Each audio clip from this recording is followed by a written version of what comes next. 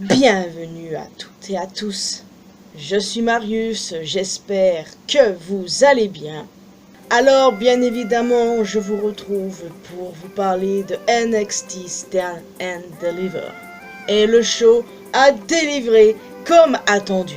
Je l'ai toujours dit et je continuerai de le répéter à chaque fois.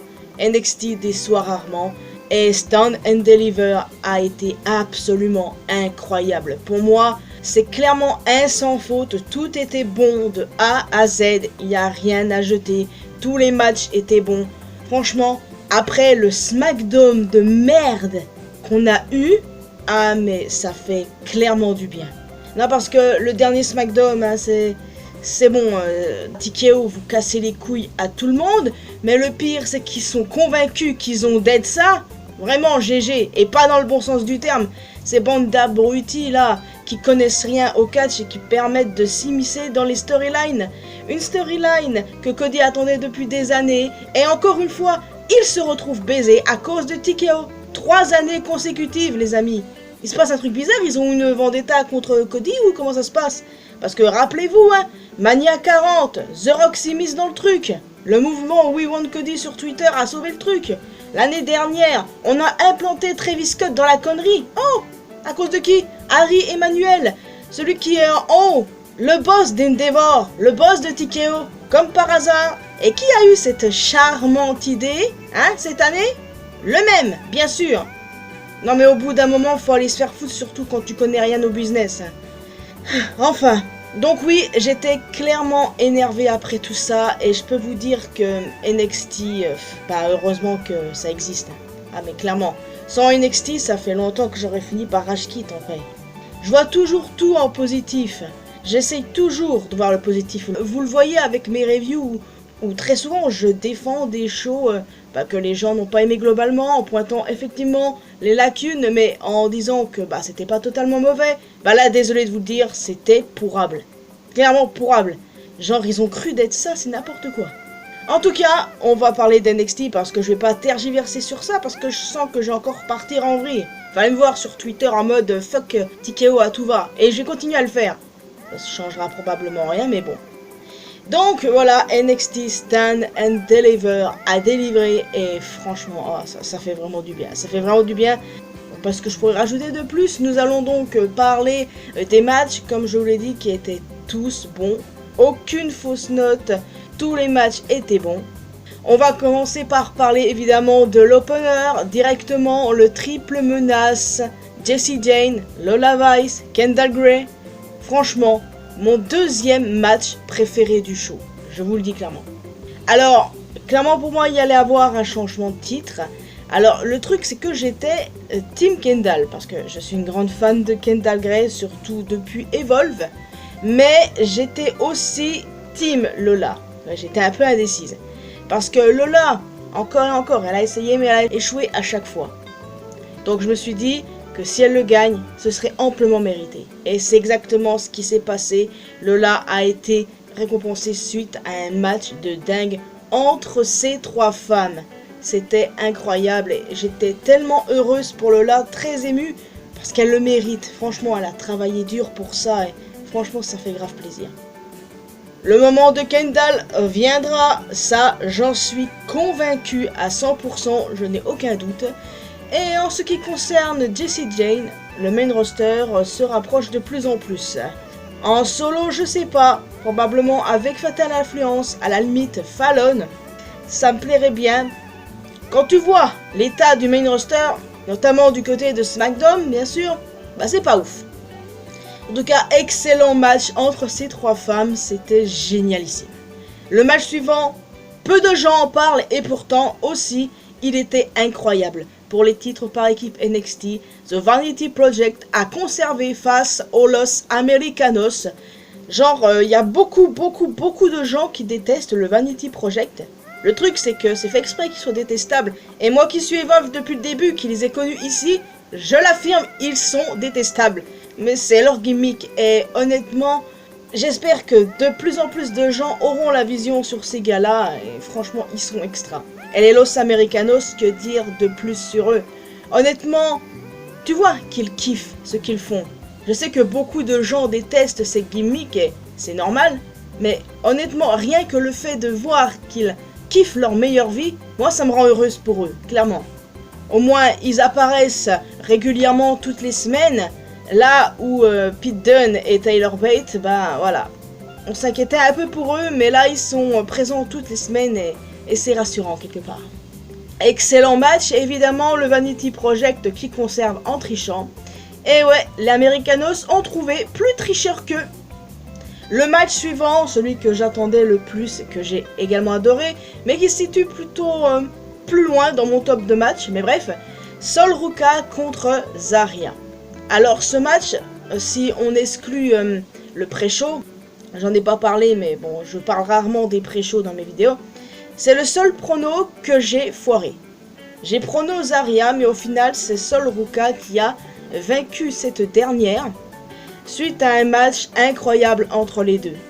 Zarya, Soul Snatcher après Soul Snatcher se relevait, mais Sol a quand même réussi à en venir à bout. Et du coup, ça me fait penser que leur rivalité n'est probablement pas terminée. Pour moi, c'est même sûr. Zarya a besoin d'une victoire contre Sol, et c'est pour ça que je pense que leur rivalité n'est pas terminée.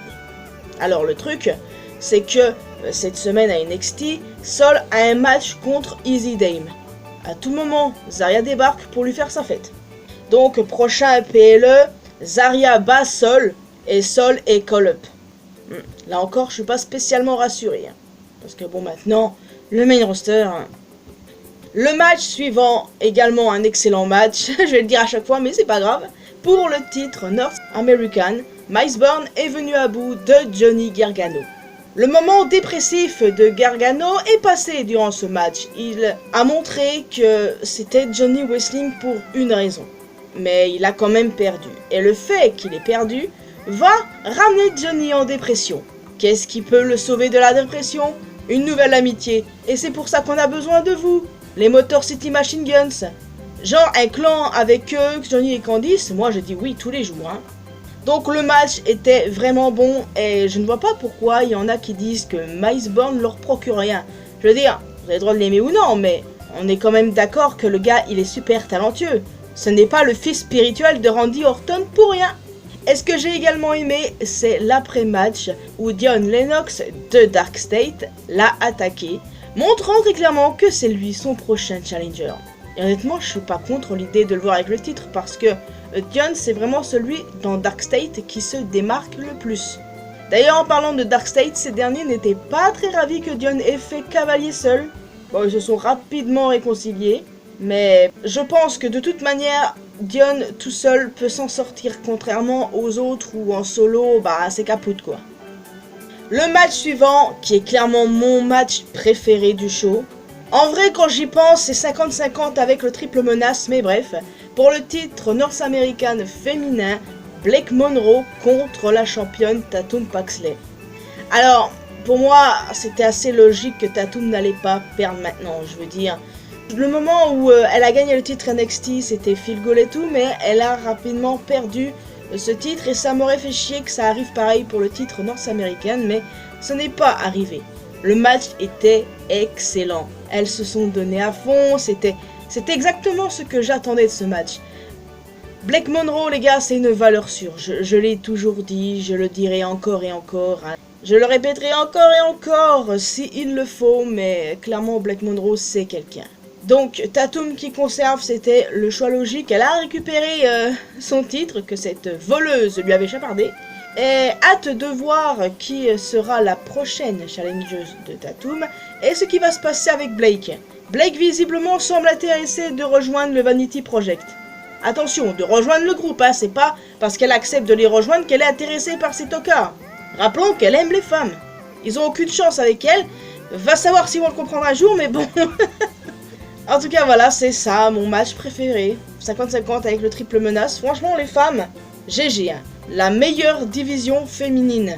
Si on exclut les Joishi, clairement, la meilleure division féminine, si on prend en compte toutes les divisions hormis le Japon, c'est celle d'NXT. Et enfin, le main event que j'attendais avec grande impatience. Peu de gens l'attendaient parce que en mode, on a que des vieux. Des gars de plus de 30 ans qui font le main event. On vous emmerde avec l'âge, déjà on a déjà dit, mais bref. Alors ce match, pour moi, il y avait seulement 2 alternatives que je voyais. Soit Joe conserve ou Tony gagne. Je ne voyais ni Ethan Page, ni Ricky Saints récupérer le titre. Et pour le coup, c'est exactement ce qui s'est passé. Nous avons couronné un nouveau champion, Tony D'Angelo. Et honnêtement, ça fait extrêmement plaisir parce que le gars, ça fait 5 ans qu'il a NXT. 5 ans. Il a clairement tout gagné, sauf le titre NXT. Il a été champion tag team avec Stax, champion Heritage Cup, champion North American, et là il est champion NXT. Donc clairement les gars, c'est vraiment le moment feel good avec Lola. Nous avons couronné 2 nouveaux champions et franchement c'est mérité pour les deux après le travail acharné pendant des années. Voilà, j'ai rien d'autre à dire de plus que ça. Par contre, Page et Saint, faut en parler. Là, pas de quartier, plus d'amitié, plus d'amour entre eux. Ouais, j'espère quand même qu'ils vont reprendre leur histoire. Il y a moyen qu'ils soient call-up ensemble. Et même là, j'ai pas confiance quand tu regardes ce qui se passe avec Fraxium. Oui, il se passe rien justement. Donc, en clair, excellent show. Ça m'a fait oublier la bouse de vendredi. Et franchement, vive le catch, vive NXT, je ne cesserai de le répéter. Et quand je pense qu'il y a des gens qui ne regardent pas, chacun fait ce qu'il veut, mais quand même, j'ai du mal à comprendre. Quand tu vois ce catch là, ce genre de catch, la division féminine notamment, comment tu ne peux pas t'intéresser, voyons donc, mystère. En tout cas, les amis, je vais vous laisser ici. J'espère que vous avez apprécié cette vidéo. N'hésitez pas à me dire ce que vous en avez pensé. Êtes-vous content pour Lola et Tony? Moi je le suis parce que c'est vraiment mérité après des années de travail acharné. Franchement c'est mérité pour eux. J'ai hâte de voir la suite les concernant. Quel a été votre match préféré? N'hésitez pas à me laisser tout ça dans les commentaires. Donc, en plus d'un commentaire, n'hésitez pas à laisser un petit pouce bleu, ça fait toujours plaisir. Vous pouvez me retrouver sur mes réseaux sociaux, les liens sont bien évidemment dans la description. Et le plus important, abonnez-vous à cette chaîne, ainsi qu'à ma chaîne principale, pour qu'on puisse se retrouver dans une prochaine vidéo. Et n'oubliez pas d'activer la cloche notification, bien sûr. Bye bye!